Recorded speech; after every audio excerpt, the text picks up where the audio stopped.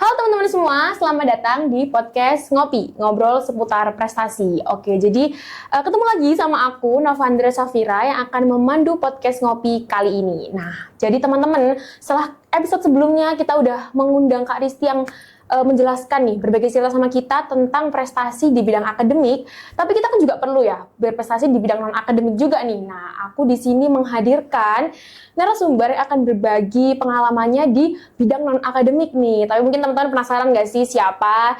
Oke, jadi aku bakalan panggil narasumber kita hari ini yaitu Yuk Vira.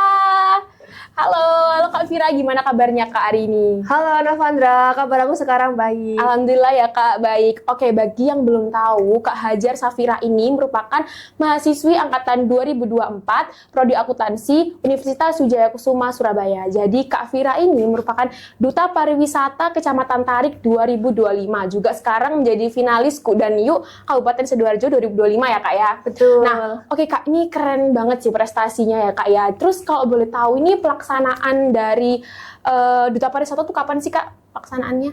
Untuk pelaksanaan sendiri itu dimulai dari bulan Desember 2024 kemarin. Oh, baru aja ya Kak berarti ya? Iya. Baru ini. Oke. Terus berarti sekarang ini masih proses di finalis dan Yuk tadi? Oh iya, oke. Jadi aku mau tahu sedikit nih Kak. Jadi cerita Kakak itu gimana sih prosesnya bisa ikut di Duta Pariwisata ini? Oke, jadi di sini aku bakal jelasin syarat-syaratnya terlebih dahulu ya. Nah, yang pertama yaitu penduduk asli Sidoarjo yang bisa dibuktikan dengan surat domisili yang bisa kalian minta dari kelurahan atau desa masing-masing. Yang kedua yaitu harus sehat jasmani dan rohani. Yang ketiga yaitu untuk gunya minimal memiliki tinggi badan 170 cm dengan berat badan ideal. Dan untuk yuknya memiliki tinggi badan 165 cm dengan berat badan ideal. Nah, selain itu kalian harus memiliki kemampuan public speaking dan juga harus memiliki talenta yang bisa menunjang personal branding kalian. Nah, selanjutnya yaitu nanti kita akan diminta untuk melampirkan surat rekomendasi dari sekolah atau kampus. Dan yang terakhir yaitu kita diminta untuk membuat video promosi pariwisata atau ekonomi kreatif yang ada di desa atau kelurahan kita masing-masing dan yang nantinya akan kita upload di media sosial yaitu Instagram. Oke, kita mundur dulu ya Kak. Mungkin ke persyaratannya tadi kan ada tinggi badan juga, ada KTP Sidoarjo ya Kak ya. Terus Betul. ada nggak sih batasan umurnya Kak mungkin? Nah, betul sekali. Untuk batasan umurnya ini memiliki umur minimal pada saat pendaftaran yaitu 17 tahun dan maksimal itu 24 tahun pada saat melakukan pendaftaran. Oh oke, berarti buat teman-teman ngopi di rumah yang memenuhi syaratnya bisa banget ikut Duta Pariwisata mungkin buat tahun depan ya Kak ya. Betul. Mungkin karena kan kalau misalnya di Sidoarjo ada Gus dan Yuk. Gu dan Yuk ya Kak ya. betul Terus sekali. kalau misalnya di Surabaya ada Cak Daning, terus Betul. di Bandung ada Mojang Jajaka. Jadi mungkin kalian bisa ikut di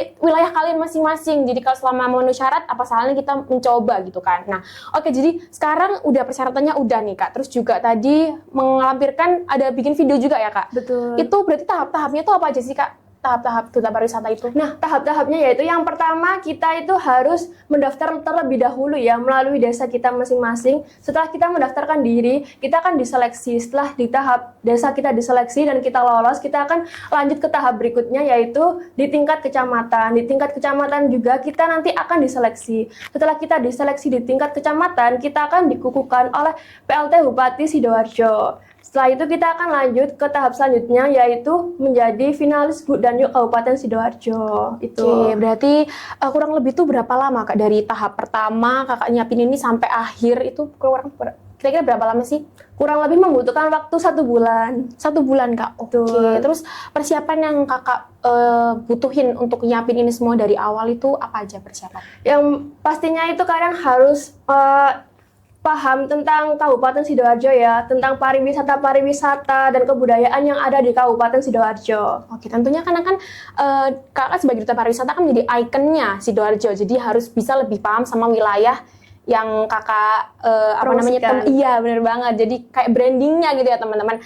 Oke, jadi selama Kakak menjadi Duta Pariwisata nih, itu tugas apa sih yang diemban gitu? Jadi kayak mungkin kegiatan-kegiatan yang akan Kakak lakukan selama menjadi Duta Pariwisata. Nah, untuk tugas yang aku emban selama menjadi Duta Pariwisata ini, yaitu yang pertama mempromosikan pariwisata yang ada di desa, kecamatan atau maupun kabupaten yang ada di Sidoarjo. Nah, kan di Sidoarjo ini banyak sekali nih pariwisata-pariwisata yang bisa kita promosikan agar bisa dikenal oleh teman-teman sekalian gitu. Oke, terus untuk program kerja Duta Pariwisata sendiri, Kakak dalam waktu dekat ini ada nggak program kerja yang mungkin bakal Kakak realisasikan gitu? Nah, untuk program kerja sendiri yang pertama itu ada dari Dispora Sidoarjo, yaitu sebagai tour guide jika ada acara-acara city tour, dan juga dari aku sendiri mungkin lebih ke promosi melalui media sosial tentang apa aja sih pariwisata yang bisa aku promosikan di Sidoarjo ini, dan juga tidak hanya pariwisata, mungkin juga ada wisata kuliner juga dan budayanya begitu. Oke, berarti secara nggak langsung Kakak ini mempromosikan sekaligus jalan-jalan nih, kayak healing Betul. juga di Sidoarjo. Oke, jadi sebagai Duta Pariwisata nih Kak, mungkin ada nggak sih tempat ataupun wisata yang harus mungkin teman-teman ngopi cobain kalau misalnya lagi berkunjung ke Sidoarjo gitu? Ada nggak sih rekomendasi buat teman-teman?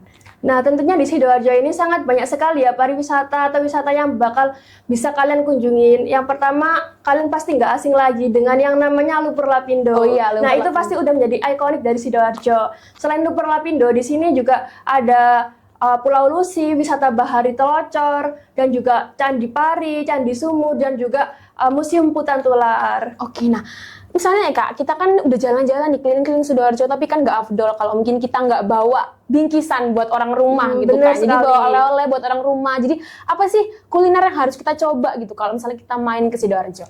Tentunya yaitu lontong kupang. Nah, ini merupakan ikonik dari Sidoarjo, dan juga bandeng, olahan-olahan bandeng, dan juga ada kerupuk udang. Oke, jadi buat teman-teman ngopi yang mau main ke Sidoarjo, jangan lupa untuk main apa tadi, ke Lumpur Lapindo juga, main ke Betul. sana, terus juga bawa bingkisan, tadi ada bandeng, ada lontong kupang juga. Jadi jangan lupa mampir ke Sidoarjo ya guys. Jadi jangan cuma main-main di tempat-tempat kalian aja, tapi juga kalian bisa ekspor ke tempat-tempat lain. Oke Kak Fira.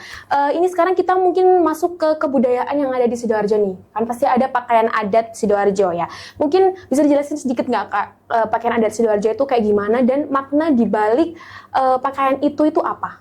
Nah, untuk di Sidoarjo sendiri itu untuk guknya yaitu menggunakan udeng yang bernama udeng Pakcul Goang, dan juga menggunakan basofi yang berwarna hitam dan juga berwarna selaras dengan celananya yaitu berwarna hitam, dan juga di dalam basofi tersebut terdapat dua kancing di atas yaitu yang mengartikan dua kalimat syahadat, dan juga dihiasi dengan kuku macan sebagai aksesoris, dan juga dilengkapi dengan sembong. Nah, sembong ini menandakan hasil bumi dari Kabupaten Sidoarjo, yaitu ada udang dan bandeng, terus ada kupang, terus juga ada beras kutah. Nah, yang terakhir yaitu menggunakan selop yang berbahan dari kulit. Nah, untuk yuknya sendiri yaitu menggunakan sisir melati, dan juga menggunakan tudung dan juga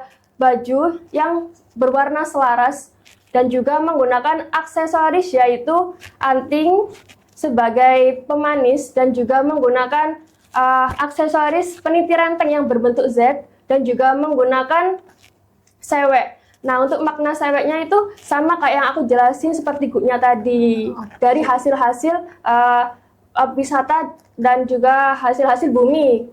Nah, dari Sidoarjo tersebut. Oke, jadi emang pakaian adat Sidoarjo itu pasti mempresentasikan kekayaan alam juga pariwisata yang mungkin ada di Sidoarjo gitu. Jadi memang itu pakaian adat itu branding dari Sidoarjo sendiri ya Kak ya. Oke, jadi terus Kak, mungkin kita bisa sekarang maju ke finalis Kudanyu itu kan. Jadi apa sih Kak kegiatan yang Kakak lakukan selama menjadi finalis Kudanyu dan berapa lama?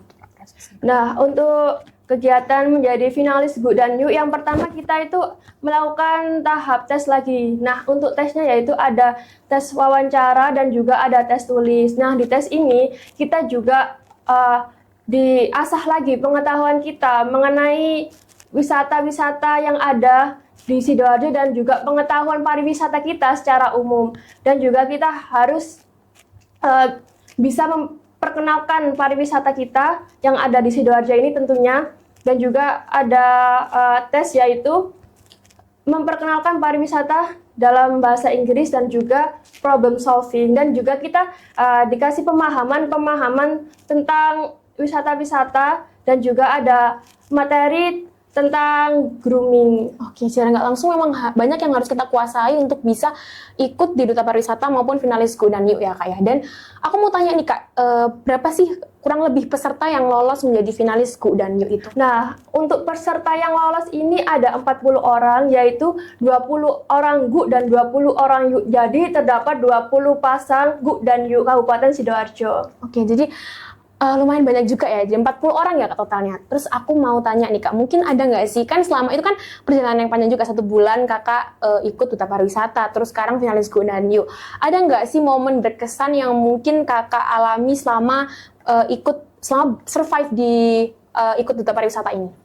Nah, momen berkesan yaitu tentunya kita mendapatkan banyak teman ya, dan juga kita di sana menambah wawasan, relasi, dan juga pengalaman baru. Oke, pasti sih itu Kak, karena kan kita ketemu sama orang-orang yang mungkin baru kita kenal juga, jadi itu pastinya menambah relasi juga. Nah, terus ini Kak, aku tuh lihat Kak Vira ini bener-bener pinter banget public speaking-nya nih Kak. Mungkin ada nggak sih tips buat teman-teman di rumah, teman-teman ngopi di rumah, supaya mereka itu bisa public speaking dengan baik dan nggak grogi? Karena kita kan sekarang kan memang sebagai mahasiswa harus bisa untuk public speaking, itu udah jadi basic skill yang harus kita punya ya Kak ya. Jadi mungkin Kak Vira ada nggak sih tips buat teman-teman ngopi di rumah? Nah, untuk tips dari aku sendiri yaitu kalian pahami materi yang bakal kalian sampaikan atau kalian bawakan, dan juga harus banyak-banyak berlatih di rumah.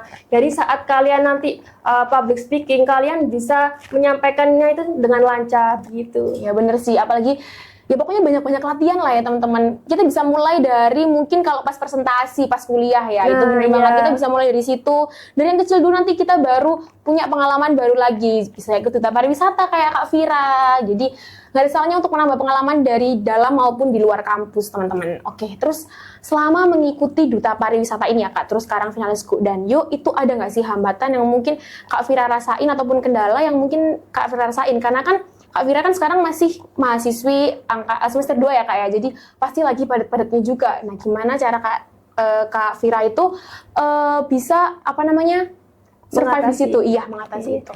Nah, untuk aku sendiri itu lebih ke mengatur waktu ya. Jadi kan kita itu kalau bisa mengatur waktu, nanti kita itu juga enak. Jadi jadwal itu tidak bertabrakan gitu. Jadi harus pinter-pinter time management ya Kak. Mungkin itu yang bisa Kak Vira dapatkan juga dengan ikut Duta Pariwisata. Jadi bisa mengatur waktu juga teman-teman, karena itu juga salah satu bisnis skill yang harus kita punya. Oke, terus sebelum Kak Vira nih, karena kan untuk ikut Duta Pariwisata jelas harus punya prestasi juga sebelumnya.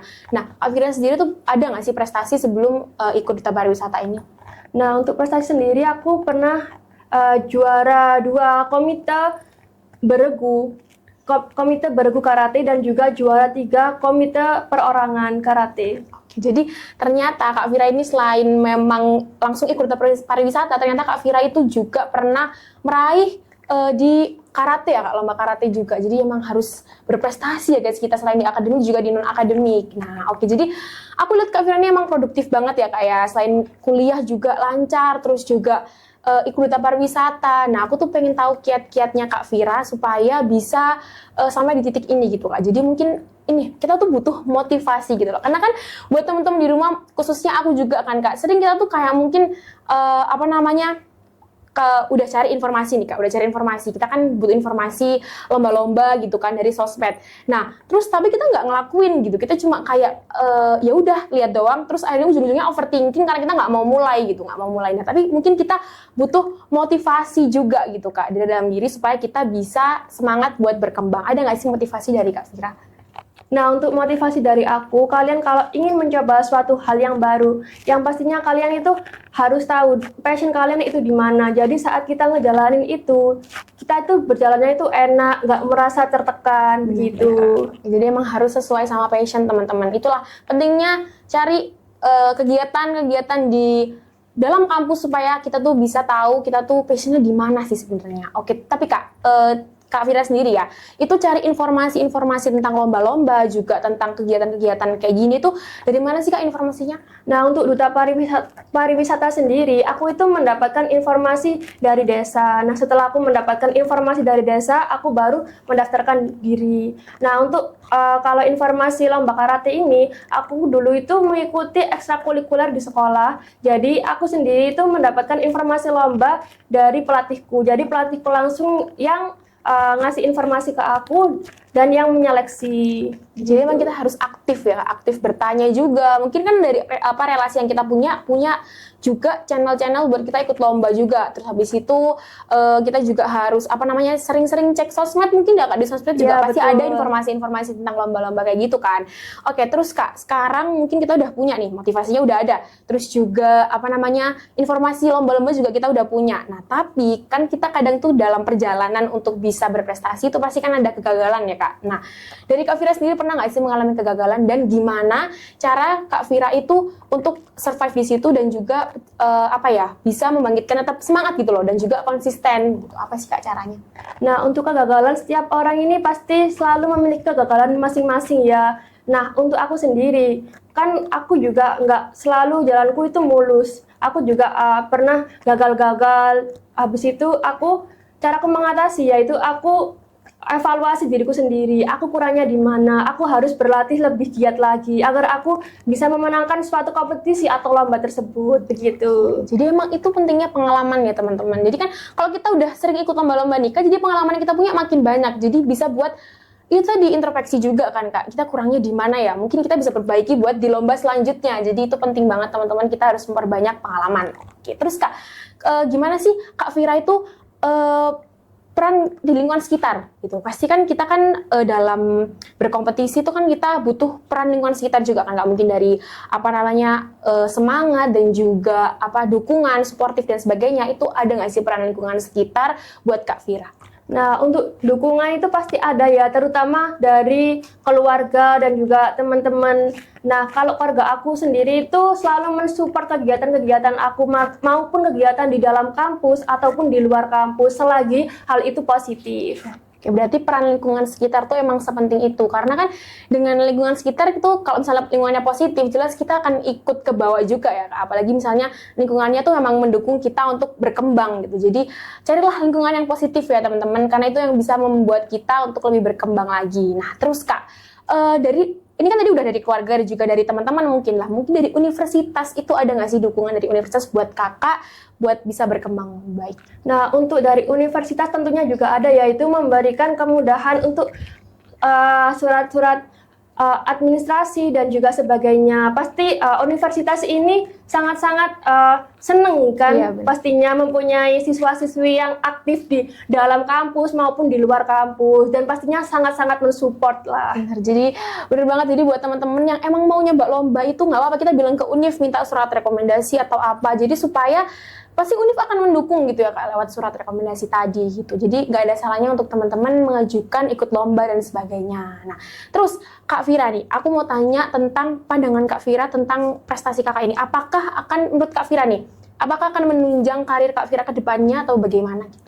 Nah, kalau ini tentunya sangat-sangat menunjang banget ya. Apalagi kita kan sering mengikuti lomba-lomba dan membiasakan diri kita itu untuk berlatih menjadi seseorang yang disiplin. Apalagi kan kita itu biasanya dikejar-kejar sama waktu, sama deadline. Nah, jadi itu pelajaran yang bisa kita ambil, dan juga kita menambah wawasan, pengetahuan, dan juga menambah teman dan relasi tentunya. Oke, secara nggak langsung memang ikut Duta Pariwisata ini kayak gini ya, itu mengasah soft skill banget ya Kak. Mungkin time management, terus public speaking, problem solving juga. Jadi banyak lah benefit yang bisa kita dapetin dari ikut Duta Pariwisata dan mungkin prestasi non akademik lainnya gitu. Jadi buat teman-teman yang mau nyoba itu boleh banget.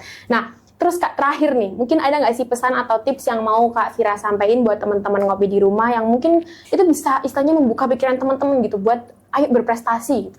Nah, pesan aku buat teman-teman semua, kalian harus keluar dari zona nyaman kalian, dan kalian harus berani untuk mencoba hal-hal baru yang ada di luar sana. Nah, kalian jangan takut merasakan kegagalan. Kegagalan itu pasti ada, tapi dari kegagalan kita bisa belajar dan mengevaluasi diri kita sendiri. Selagi kegiatan itu positif, kalian harus melakukannya.